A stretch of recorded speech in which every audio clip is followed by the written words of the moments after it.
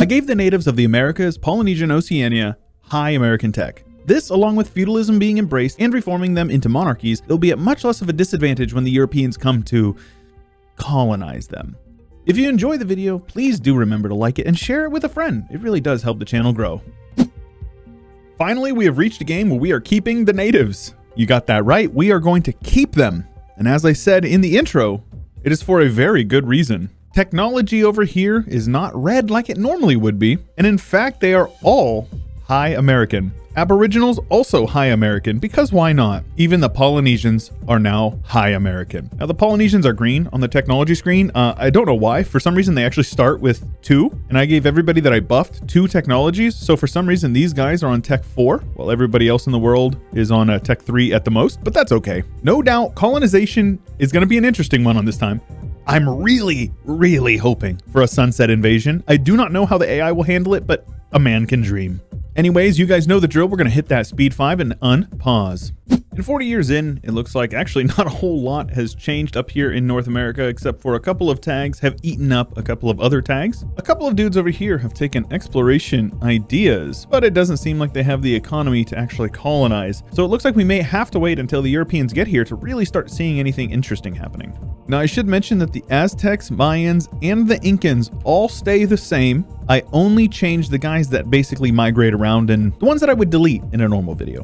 But since we're checking in, we can take a look at what's going on. England is uniting the Isles. Brandenburg is gobbling up a bunch of land and looks like they're trying to push for Prussia. Muscovy pushed pretty far into Sweden, so it looks like they're going to be having a good game. Though they are currently in a massive war against Poland, Lithuania, as well as Brandenburg, so we'll see how that goes for them. Ming exploding up into Oirat, so that's pretty cool. India looks like India, and Africa is looking pretty, African-y. It's always a good day when the Ottomans are not having a good day. At least that's how I feel about it. The first colonies of the run have popped up down here in the Caribbean, and Castile has a bit of land down here in Guyana as well. This should be pretty good considering Portugal, Castile, as well as England all went Expo expansion to open it, and meanwhile the natives are just kind of sitting there and waiting for their inevitable foes to come. So here and there you're starting to see a couple of things pop up here. You got a new Spain. Hopefully we'll be able to see a little bit of some action with that. Up in the north here we do have a Norway colonizing Newfoundland, so we'll see how that goes for them. However, and this is no surprise, this native nation annexed Castile's colonies down here. I'm not surprised at all.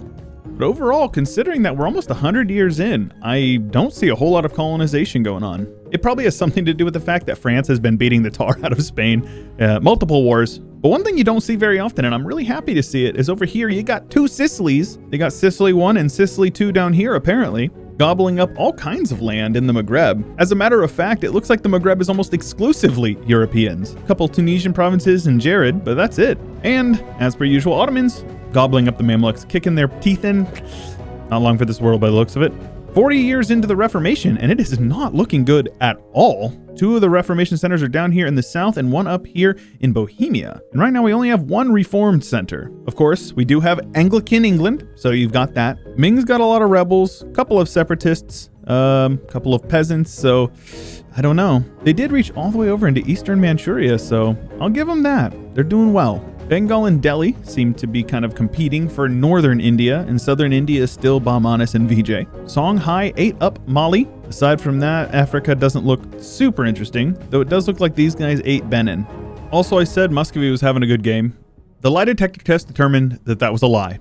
Poland ate like half of their land, and then Denmark ate another half. They're just migrating out into the steppes. Maybe they can make that work for them. I am Muscovy. I am become horde. Now this is what I'm talking about. These guys attacked these guys. Attacker against New Spain in the Hasinai Crusade against New Spain. And even better, they took Explo. So if these guys can work up an economic base, we might see some colonization. The American East Coast continues to fill in, and a couple of natives are picking off those colonies here and there. Florida is growing, as is Spanish Louisiana. It's only a matter of time before those colonies get gobbled up. And meanwhile, we've got this Lipan down here eating up most of Mexico. So hopefully we'll get to see like a big, massive superpower of one of those high American natives. South America is not so much a good story. It definitely looks like the Europeans are winning in South America. In Africa, you have Songhai consolidating the western part, France down in the south, Kilwa over in the east, and the Mamluks are being pushed down into the Horn of Africa by the Ottomans, who are extremely strong. And speaking of extremely strong, take a look at this France, beating the tar out of Spain over and over again, all the way into the lowlands, into Switzerland. My goodness.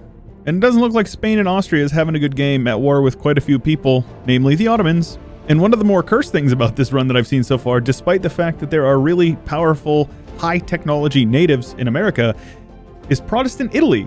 Essentially only Protestant Italy. A couple of random provinces in Germany, but mostly Italy and Tunisia. Ming has exploded and Shun has taken over the mantle, looking extremely powerful. But don't worry, Ming is still the emperor. India looks almost exactly the same as it did last time I looked, about 100 years ago. And I'm pretty sure that despite all of the bonuses I gave them, the natives over here in Oceania are doing literally nothing. They have not changed at all. Wow. How about that Commonwealth? That is one of the best AI Commonwealths I have seen in a long time. And speaking of things that I haven't seen in a long time, I feel like I don't usually see AI get coalition, especially a massive coalition like this. France is the supervillain of Europe in this timeline, and I'm here for it. Over in the New World, things are still evolving, slowly but surely. Norway was integrated, and their subject in Finland is getting annexed slowly as well. Florida Man has been conquered by some natives, as well as Louisiana Man, I guess. And this native in Mexico is still just going strong. They're doing extremely well. South America is still just getting split between European powers, but I'm sure that once they start bordering more of the natives, things are going to get a little bit messy. And much like Germany in World War II, these guys decided to start a war on two fronts. Both sides of the front, which have nations that are high American technology. Somehow, they have some provinces up here. I think that's really funny. I don't know how. These guys are actually Mayan natives, so they're still Mesoamerican technology. But they're doing something with it. So I wouldn't be surprised at all to see these guys get annexed and exiled up to the east coast of America. And over on the west coast, you got a couple of natives that have really kind of consolidated the coast, so things are looking good over here. East coast is definitely still a mess. You got Chickasaw down here leapfrogging around, and then you got like 4 or 5 different natives just kind of speckling the rest of the coastline. Meanwhile, South America continues to fill in, but you got these guys over here that are sort of making their way over into Peru, so we'll see how that goes.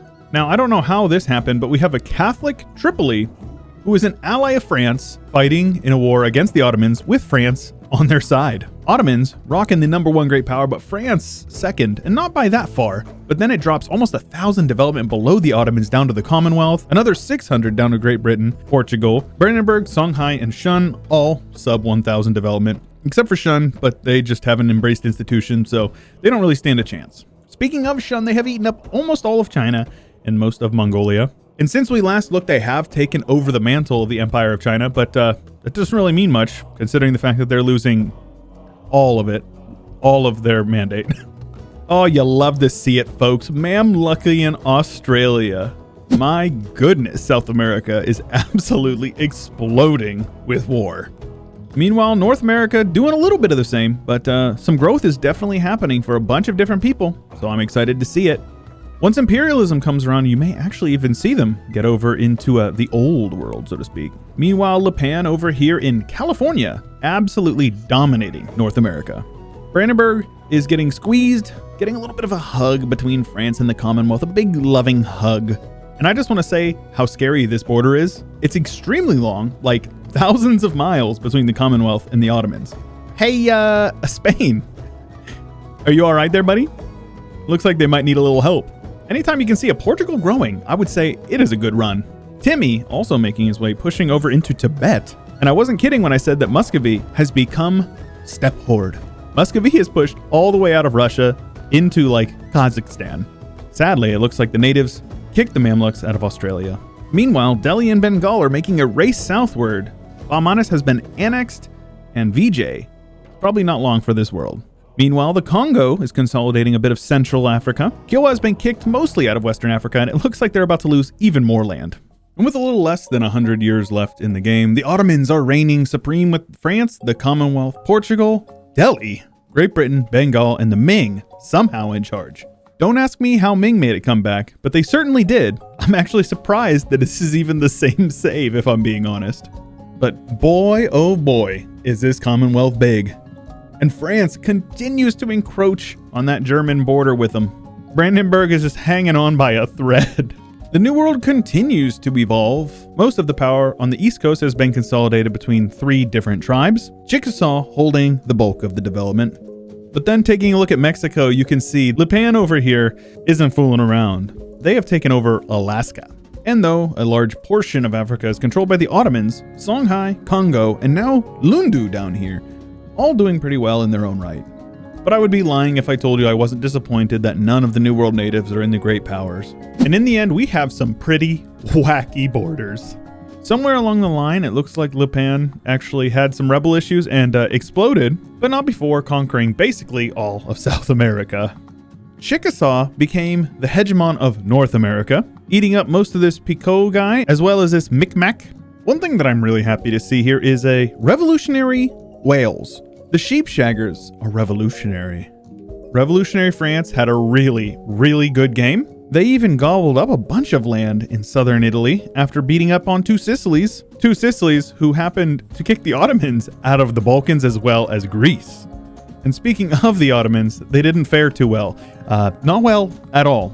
They got ganged up on multiple times, released a ton of different tags, and are a shell of what they once were. But looking at the Ottomans, you're going to see they're surrounded by pink. A lot. And I mean a lot of pink. And the crazy part is that the Commonwealth is only number 2 to revolutionary France. Chickasaw in 3rd with less than half the development of the Commonwealth. The Ottomans still the number 4 great power after the absolute butt whooping that they received. Lipan still ended up doing well in the comeback of the century on Ming.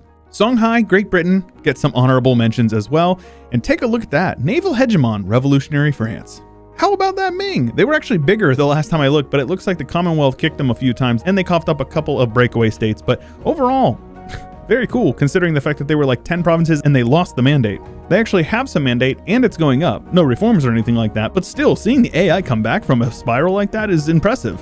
Southeast Asia is mostly Bali over here in Indonesia, which is really cool. I'm pretty sure they're like an OPM over here. We've got a couple of Australian subjects over here, the big one being the penal colony one, and most of it is Anglican, which is funny when you consider that these natives over here are High American but Anglican at the same time. Both of them are. Songhai had a pretty good game, consolidating most of Central Africa, and despite the Ottomans having most of the Horn of Africa, Ajuran and Ethiopia have returned in full force. The religious map mode is totemist in the New World for the most part, but it is pretty funny that these South American natives are Catholic and have a York on the throne. As I stated before, Italy was the Protestant ones, and the rest of Europe for the most part is Catholic. The Emperor of the HRE is indeed Sweden, with the electors of Brandenburg, Revolutionary Bohemia, and Revolutionary Sealy, as well as Croatia. Religious peace within the Holy Roman Empire.